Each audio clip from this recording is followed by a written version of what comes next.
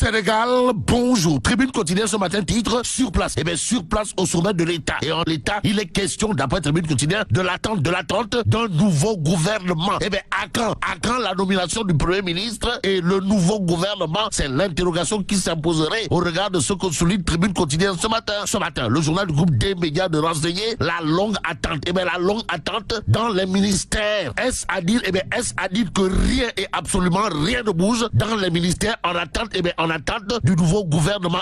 Tribune quotidienne sans contour ni détour de renseigner chaque jour. Chaque jour est considéré comme le jour J. Bon, en attendant de savoir qui va recevoir, le 45 de Nyangal National, là où ça fait très très mal. Tribune quotidienne s'intéresse aux émeutes, de mars dernier. Et là, retenons d'après le journal Tribune que Ndeketeyo, un an après les 14 morts des droits de l'homiste, des droits de l'homiste réclament toujours justice. En attendant de savoir, pour croire que nul n'est au-dessus de la loi. Pour ceux qui relèvent de ce cas de figure, intéressons-nous à l'Observateur, le journal en tout cas de l'enseigner, émeute 2021, mars, retour sur les mois de l'année. En tout cas, les confidences poignantes des familles des victimes. Voilà ce que nous livre, l'Observateur, l'Obs dans ses colonnes critique le journal pour sa part de souligner manifestation de mars 2021, Amnesty, la Ligue sénégalaise des droits de l'homme et RADDHO réclame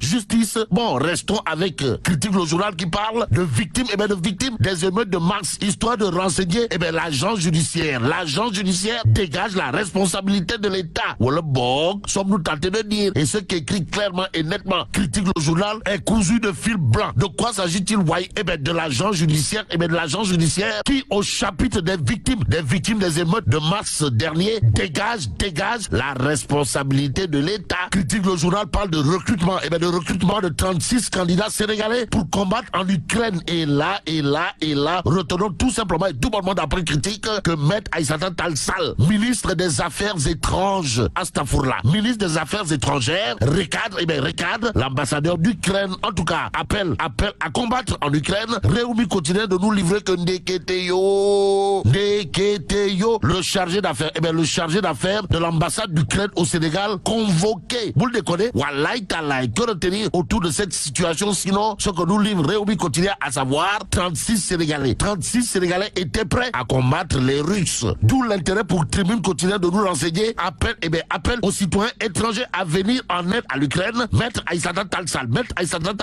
s'étonne et invite l'auteur, à savoir le représentant diplomatique de l'Ukraine au Sénégal, à retirer son appel. D'où le titre de Vox Populi, à savoir malmené par la Russie, l'Ukraine recrute des mercenaires à Dakar. En tout cas, l'ambassadeur d'Ukraine confirme et parle de 36 volontaires déjà. Bon, l'ambassadeur se fait rappeler à l'ordre. Le Sénégal parle de gravité des faits, proteste et condamne fermement cette pratique qui viole littéralement la Convention de Vienne. Que retenir autour de cette actualité, sinon ce que nous livre Vox Populi, à savoir volontaires, mercenaires ou combattants étrangers prévenus, leur recrutement sur le territoire sénégalais est illégal et passible des peines prévues par la loi. Et c'est au nom de la loi que Vox Populi nous livre l'arrêté du ministère de l'Intérieur portant fixation de la caution pour les législatives. En tout cas, la caution pour les législatives fixée à 15 millions de francs CFA. Voilà ce que nous renseigne Vox Populi. Information à lire dans le Tribune quotidien. Le quotidien du groupe des médias, en tout cas d'écrire, législative de juillet 2022, la caution fixée à 15 millions de francs CFA. Et ce que prend pour argent comptant Sud Quotidien, gravite autour de l'affaire Ndiaga Diouf. Et là, on peut lire à la une de Sud Quotidien, mairie de Dakar, Barth sous révocation, point d'exclamation. En tout cas, affaire Ndiaga Diouf, un appel qui peut être rédhibitoire, indique clairement et nettement Sud Quotidien. Bon, restons avec Vox Populi qui indique Adjibo Dahilaï, histoire de renseigner 142e édition de l'appel historique de Sedina Libaboulaye, le sens d'une grande célébration. En matière de célébration, il y a le mandat quotidien qui parle d'insertion, d'insertion professionnelle au Sénégal. Pourquoi faire? Pour nous dire que Ndeketeyo, la direction de l'emploi va caser 3000. La direction de l'emploi va caser 3000 migrants de retour. Ça veut dire quoi? Ça veut tout simplement et tout bonnement dire, d'après le mandat quotidien, seule la direction de l'emploi transforme la vision du chef de l'État en en acte, mais employer les termes qui sied. Voilà ce que fait l'info quotidien. À quel sujet?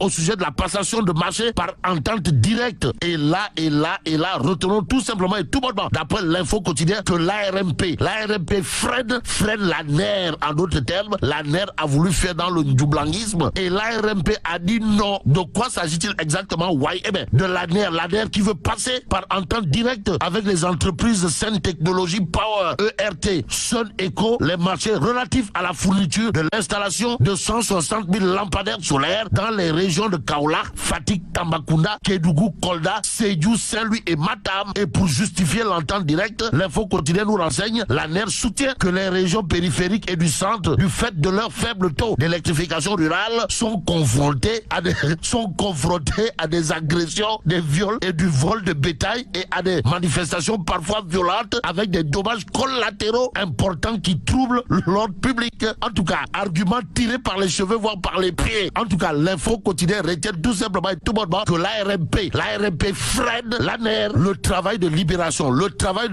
porte sur les révélations autour du scandale du bateau Durée, détourné et ses ramifications. Que retenir? Sinon, ce que nous livre Libération, à savoir une affaire de grands bandits. Même s'il est dit les grands bandits se chamaillent toujours à l'heure du partage du butin, pour reprendre Damal Kadior, ancien spermatozoïde futur cadavre. Libération ce matin d'indiquer, en concluant son enquête, la sûreté urbaine évoque un plan mafiosique qui intègre des organisations étrangères douteuses. En tout cas, Libération sur cette histoire de scandale du bateau Durée, détourné et ses ramifications nous renseigne qu'en plus des 3 milliards et poussière, Ndeye Nancy Nyang a fait disparaître un autre stock Durée d'une valeur de 979 millions de francs CFA avant d'accuser la pluie requise par les enquêteurs. La Nassim taille en pièces sa légende. Ça veut dire quoi? Ça veut tout simplement et tout bonnement dire, d'après Libération, que dans cette affaire de scandale autour du bateau Durée détourné,